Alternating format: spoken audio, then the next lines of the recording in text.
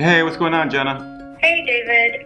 So the website is pretty much done, but I still need your headshot. Tell me again why I can't use my cell phone to take the photo? David, we've been through this already. All right, well, I have this friend. She has a fancy camera. I can ask her to do it. David, seriously?